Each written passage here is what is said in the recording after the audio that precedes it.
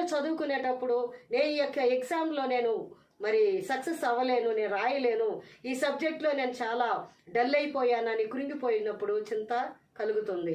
మరి అనేక విధాలుగా రేపటిని గురించి చింత, ఆహారం ఎలా, రేపు ఆహారం ఏం చేయాలా, పిల్లలకి ఫీజు ఎలా కట్టాలి, కాలేజ్ ఫీజు ఎలా కట్టాలి, మరి రెంట్ ఎలా కట్టాలి, అనేక సిచ్యువేషన్ బట్టి చింత మనల్ని ఆవరిస్తుంది. శత్రు పోరాటాన్ని బట్టి చింత మనల్ని ఆవరిస్తుంది. నిన్ను చూసే దేవుడు మాట్లాడుతున్నాడు.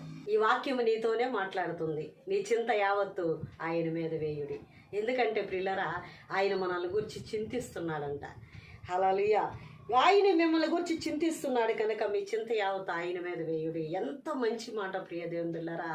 నీ యొక్క ఏదైనా ఒక ఆశీర్వాదం ఉంటే, ఒక సంతోషం ఉంటే, ఏదైనా ఒక మంచి ఉంటే నా మీద వేయండి మనుషులు అంటారు. కానీ ఆయన అంటున్నాడు, నీకుండే లోపములు ఏమన్నా ఉంటే అవి నా మీద వేయి, నీ అప్పులు నా మీద వేయి, నువ్వు తీర్చలేని సమస్యలు నా మీద వేయి, నీ చింత